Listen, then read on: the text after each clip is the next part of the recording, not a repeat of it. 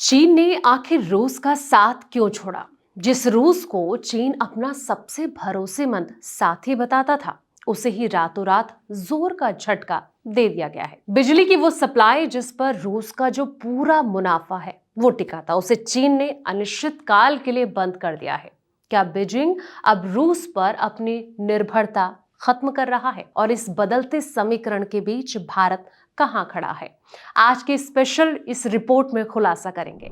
नमस्कार, मैं हूं आपके साथ संध्या बिस्ट और आप देख रहे हैं द इकोनॉमिक टाइम्स हिंदी। दोस्तों, वैश्विक कूटनीति में रूस और चीन की दोस्ती की मिसालें अक्सर दी जाती हैं, लेकिन जब बात व्यापार और मुनाफे की आती है तो समीकरण बदलते देर नहीं लगती है। नए साल की शुरुआत के साथ ही रूस को अपने सबसे करीबी साझेदार यानी कि चीन से एक बड़ा झटका लगा है। दरअसल चीन ने रूस से बिजली खरीदना बंद कर दिया है। दोनों देशों के बीच ऊर्जा क्षेत्र में ये जो गतिरोध है ऐसे समय में आया है जब रूस पश्चिमी प्रतिबंधों के बीच अपनी इकोनॉमी को संभालने के लिए एशियाई बाजारों पर डिपेंड करता है। इस पूरे विवाद की जड़ में यह है कि कीमत आखिर क्या है। रूस के ऊर्जा मंत्रालय और रॉयटर्स की रिपोर्ट के मुताबिक चीन ने 1 जनवरी से रूस से बिजली का आयात पूरी तरह से रोक दिया। दरअसल व्यापार का सीधा सा नियम है कि मुनाफा। चीन को अब तक रूस से बिजली खरीदना सस्ता पड़ रहा था,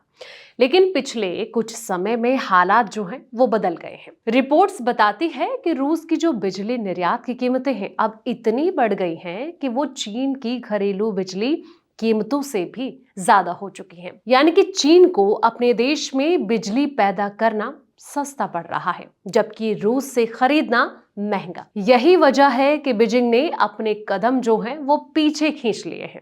जानकारों का ये मानना है कि 2026 तक इन कीमतों के नीचे आने या फिर चीन की घरेलू दरों के अनुकूल होने की जो संभावना है बेहद कम है। ऐसे में ये मानकर चला जा रहा है कि इस साल रूस से चीन को बिजली की सप्लाई शायद ही दोबारा शुरू हो पाए। रूस चीन के विवाद में भारत कहां खड़ा है, चलिए अब इसे समझते हैं। जब भी रूस और चीन के बीच ऊर्जा को लेकर कोई बड़ी खबर आती है तो भारत का जिक्र आना स्वाभाविक है।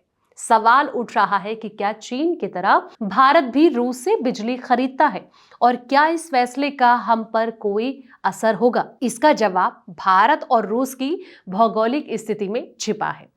चीन और रूस एक बहुत लंबी जमीनी सीमा साझा करते हैं, जिससे कि उनके लिए पावर ग्रिड के जरिए सीधे बिजली का जो आदान प्रदान है वो करना काफी आसान है। दूसरी ओर भारत और रूस के बीच ऐसी कोई सीधी जमीनी कनेक्टिविटी नहीं है, इसलिए भारत जो है रूस से सीधे तौर पर बिजली यानी कि इलेक्ट्रिसिटी का आयात नहीं करता है।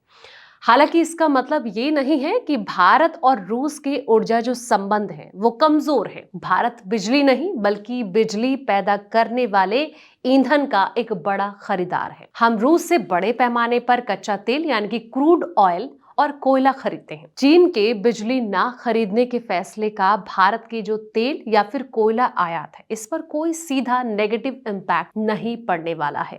रूसी मीडिया कॉमसेट की रिपोर्ट बताती है कि ये जो रुकावट है अस्थायी हो सकती है, लेकिन मौजूदा हालात गंभीर हैं। रूस और चीन के बीच जो बिजली सप्लाई का ये कॉन्ट्रैक्ट है साल 2037 तक मान्य है। इतनी लंबी अवधि के समझौते के बावजूद बीच में सप्लाई रुकना ये दर्शाता है दोस्तों कि चीन कीमतों को लेकर कितना संवेदनशील है। फिलहाल इस रिपोर्ट में इतना ही। ऐसे तमाम वीडियोस के लिए आप देखते रहें द इकोनॉमिक टाइम्स हिंदी।